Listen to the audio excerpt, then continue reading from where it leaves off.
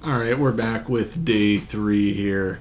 Let's scooch in a little bit and get ourselves kicked off. First up, second toughest in the infants by Underworld, submitted by Chai, and it's fine. It's fine. Born Slippy rules. I mean, that's a really fun song, and I love Train Spotting, so there's like definitely some bonuses going on there. And as for the rest of it, I think that technically and compositionally, it was really good, produced incredibly well.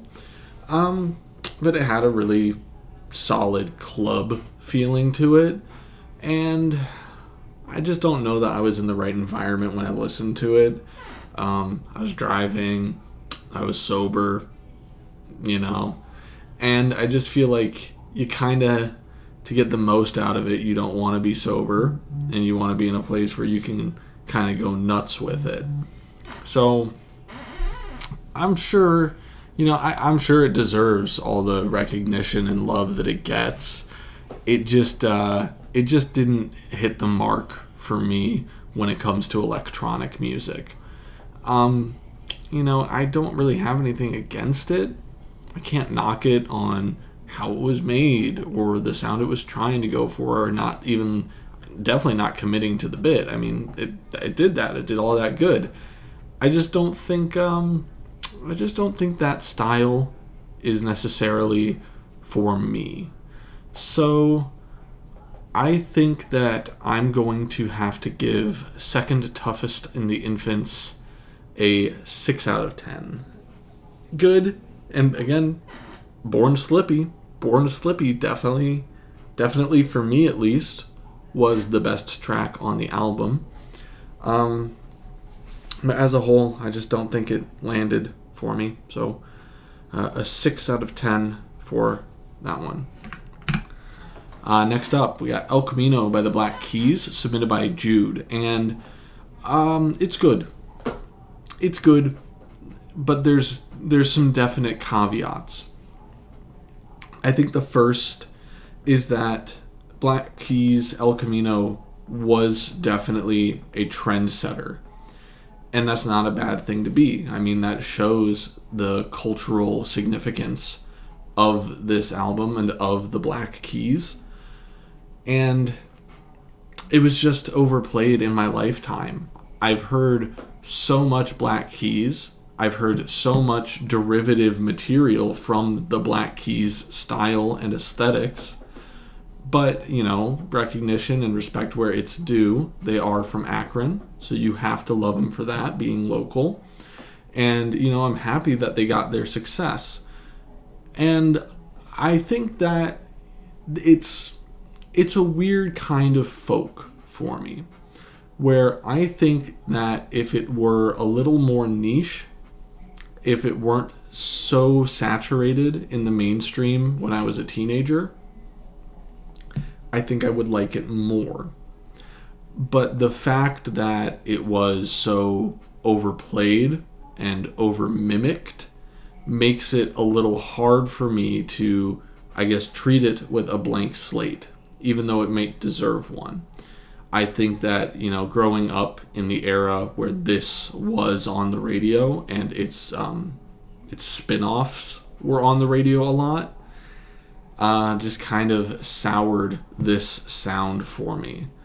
So, with all due respect to the Black Keys and recognizing that they were trendsetters and that this is a really important album in the development of that sound and the development of that aesthetic, it's great and they do a really good job.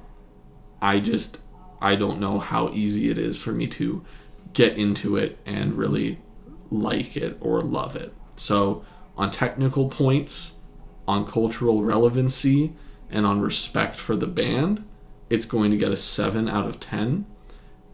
It's good, and I can't really knock it other than for not being for me and creating a musical movement that I'm not a huge fan of. So 7 out of 10 for El Camino. All right, last for today, and then we'll get into today's album. We have yesterday, today, and tomorrow, the best of Kenny Loggins. And I don't think I'm a Kenny Loggins fan if this is the best of Kenny Loggins. I am not a loghead. I liked the folksier cuts. I liked Danger Zone because who doesn't like Danger Zone? It's a classic song. But when it came to the more pop-like songs, the more slutty songs, if you will, they just didn't do it for me. And it's the same kind of situation where I just don't think that I am a big fan of pop. There's exceptions, obviously, but especially older pop kind of has a really similar sound to it, and I didn't hear anything that specifically distinguished Kenny Loggins from his contemporaries. Now, the track he had Stevie Nicks on was really good. It was great, even. But you have to understand, it had Stevie Nicks on it. So it's going to be at least okay. And Kenny Loggins is a really good singer, I found out. You know, Danger Zone does not show off his range. He has a great voice, and he uses it well. I don't think compositionally or from a performance standpoint he did anything particularly wrong. He definitely used his full range and really demonstrated it. I just didn't like it. And that's okay. Side note, it's not going to influence my rating of this. I've heard Kenny Loggins is kind of a piece of shit, and he treats fans really poorly. So there's that too. But yesterday, today, and tomorrow, the best of Kenny Loggins. I'm going to give that a 5. I just didn't care for it particularly. I don't think it did anything wrong, so no points off, just no points for either. And then wrap things up, let's talk about today's album, Soleo by Soleo, from Jude. Really small band, and I could definitely tell what they were going for. And that's not a bad thing. That's definitely not a bad thing. But what they're going for is, I think they're trying to thread a needle between Avenged Sevenfold and Dream Theater, both of which are bands that I like a lot. And I think that they do a pretty good job at it, considering that it's, I feel, a pretty tall order to kind of mesh those two things together. Sure, they're both technical and emotional versions of metal, but they're also quite different in tone.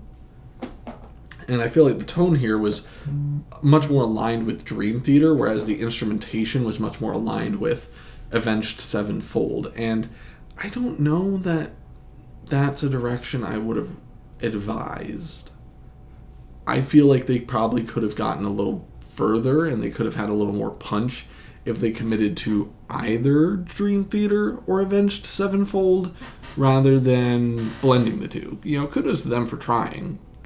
Absolutely. And for what it was and for that effort that they put in, I thought they did a really good job. You know, there are moments that were reminiscent of both, and I think were at least, I won't even say at least adequate. They were more than adequate facsimiles of those two bands, and I liked those moments.